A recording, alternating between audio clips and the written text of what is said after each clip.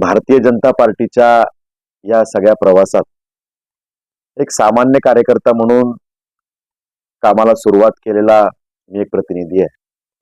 वयाच्या 16व्या वर्षी जेव्हा या समाजकारणात काहीतरी रोल प्ले केला पाहिजे, त्यातून राजकारणात युवा आणि विद्यार्थ्यांचे असलेले काही प्रश्न ते आपण सोडवू शकतो का, त्याला वाचा फोडू शकतो का, कॉन्फिडन्स फार नव्हता.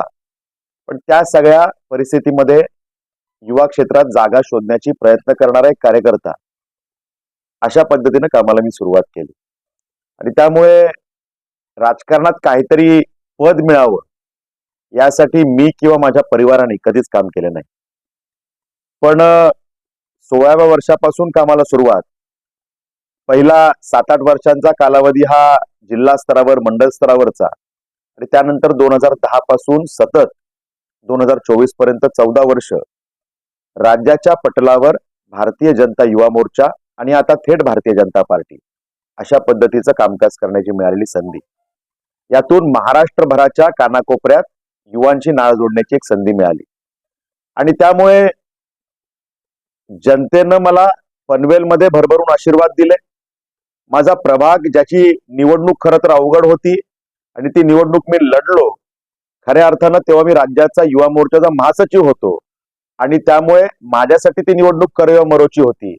आणि त्यावेळेला आम्ही ताकदीनं लढलो, पण दुर्दैवानं माझे सहकारी जे त्यावेळेला होते त्यांना त्या ठिकाणी थोड्या फरकाने अपयश आलं. पण जनतेने मला जे काही प्रेम दिलं, जे काही प्रेम भरभरून माझ्या पारड्यात टाकलं, त्यामुळे अवघड असलेल्या लढतीत सुद्धा मी विजयी होऊ शकलो. आणि मला वाटतं की एक कार्यकर्ता ते लोकप्रतिनिधी हा जो माझा प्रवास आहे तो जनतेमुळे यशस्वी होऊ शकला. आणि त्यामुळे जनतेसाठी काम करणारा कार्यकर्ता आणि जनतेनं त्याला केलेला लोकप्रतिनिधी, हा जो एक विषय आहे, हे जे काही बॉन्डिंग आहे, त्या माध्यमातनं मला पार्टीनं पुढं ताकद दिली आणि उपमहापौर केलं. आणि त्यामुळे उपमहापौर जेव्हा केलं तेव्हापासून माझ्या डोक्यात एक विचार नक्की आहे, नगरसेवक झालो तेव्हापासून एक विचार नक्की आहे की नगरसेवक आपण कधीच असणार नाही, आपण जनसेवकच असणार. आणि जनतेनं दिलेल्या प्रेमाच्या सगळ्या विषयातून आपण कधीच उतराई त्यांच्या ऋणातून होऊ शकत नाही. त्यामुळे सातत्याने त्यांच्यासाठी काम करण्याचा मी प्रयत्न केला. त्यातून पुढे आपण विचारलं की उपमहापौर ही काम करण्याची एक संधी होती, ताकदीनं काम करण्याचा प्रयत्न केला. काय 4 गोष्टी अभिनव करू शकतो तो प्रयत्न केला.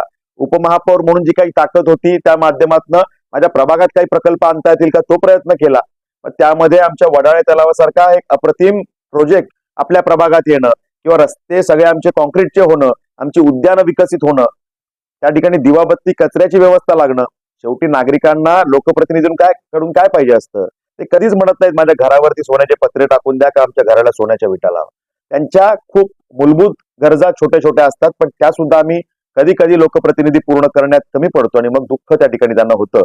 मी पहिल्या दिवसापासून हे ठरवलं होतं की या गोष्टीत आपण कमी पडायचं नाही. आणि त्यामुळे तो माझा कालावधी सेवा कार्याचा राहिला. कायमच त्या कालावधीमध्ये मी किती चांगल्या पद्धतीने काम करता येईल हा प्रयत्न केला. आणि त्यामुळे जे काही पुढे माझ्या पदरात पडलं, भारतीय जनता पार्टीच्या युवा मोर्चाचं राज्याचं प्रदेश अध्यक्ष पद, हे पार्टीने खूप मोठी ताकदीची जबाबदारी मला दिली. साहजिक असा एक विषय भारतीय जनता पार्टीचा होता की आजपर्यंतच्या इतिहासात आमदार, माजी मंत्री दर्जाचा व्यक्ती युवा मोर्चाचा प्रदेश अध्यक्ष राहिला होता. पण त्यात पहिल्यांदा कुठेतरी बदल करून आदरणीय फडणवीस साहेब असतील, तेव्हाचे अध्यक्ष चंद्रकांत दादा पाटील असतील, किंवा तेव्हाचे माझे प्रभारी बावनकुळे साहेब असतील, यांनी त्या ठिकाणी विचार केला की विक्रांत पाटील, त्याला राज्याच्या युवांशी त्यांची नाळ जुडलेली आहे, त्याला राजकारणाची भौगोलिक स्थिती सगळी माहिती आहे, सांस्कृतिक स्थिती माहिती आहे, याला ताकद दिली पाहिजे. आणि मग त्यावेळेला जेव्हा विषय समोर आला की तो आमदार हा विषय, तेव्हा त्या ठिकाणी तो आमदार नसलो तर काय झालं, त्याला प्रशासनाची जाण आहे, कारण तो उपमहापौर राहिलेला आहे, या विषयाला अनुसरून मला त्या ठिकाणी प्रदेशाध्यक्ष पदाची सुद्धा जबाबदारी मिळाली. त्यामुळे तिथे काम करत असताना पुन्हा चांगली संधी होती, मेहनत घेण्याचा त्या ठिकाणी चान्स होता, खूप घेतली, अनेक आंदोलनं झाली. तो काळ राज्याचा विरोधी पक्षात आम्ही त्या ठिकाणी होतो, त्यामुळे संघर्षाचा काळ होता. महिन्यातले 22-23 दिवस रस्त्यावर उतरून काम करण्याचा आम्ही सगळ्या सहकाऱ्यांबरोबर प्रयत्न केला.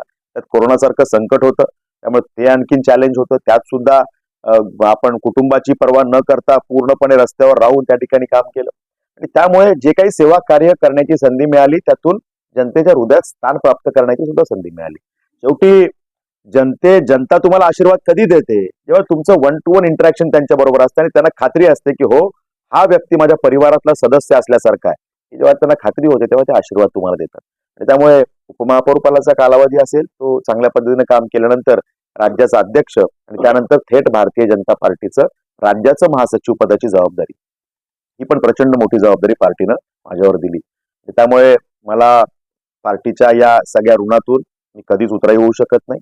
त्यांनी जी काही ताकद दिली, आदरणीय फडणवीस साहेब असतील, आदरणीय बावनकुळे साहेब असतील, आदरणीय चंद्रकांत दादा असतील, आदरणीय रवींद्र चव्हाण साहेब असतील, आदरणीय आमचे सगळेच नेते, खरं तर सगळ्या पहिले आमचे 10 नेते आहेत त्यांची नावं आवर्जून घ्यावी लागतील.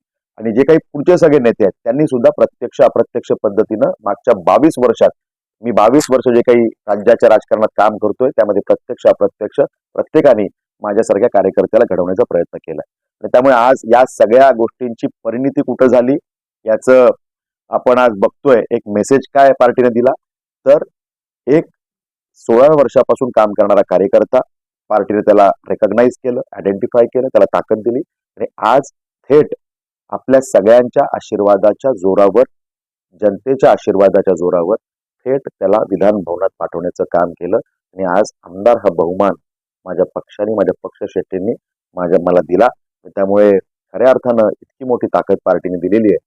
त्यामुळे ही जबाबदारी प्रचंड मोठी आहे. या जबाबदारीची मला जाणीव आहे. त्यामुळे हा काटेरी मुकुट आहे याचीही मला जाणीव आहे. त्यामुळे ह्याच्यातल्या सन्मानापेक्षा यातली जबाबदारी मला जास्त महत्वाची वाटते. आणि त्यामुळे त्या जबाबदारीला न्याय देण्यासाठी राज्यभरामध्ये जे करावं लागेल, राज्यभरातल्या युवांचे प्रश्न, राज्यभरातल्या माता भगिनींचे प्रश्न सभागृहात मांडून त्यांना न्याय मिळवून देण्याचा प्रयत्न करणं, हा प्रयत्न माझा त्या ठिकाणी असणार आहे.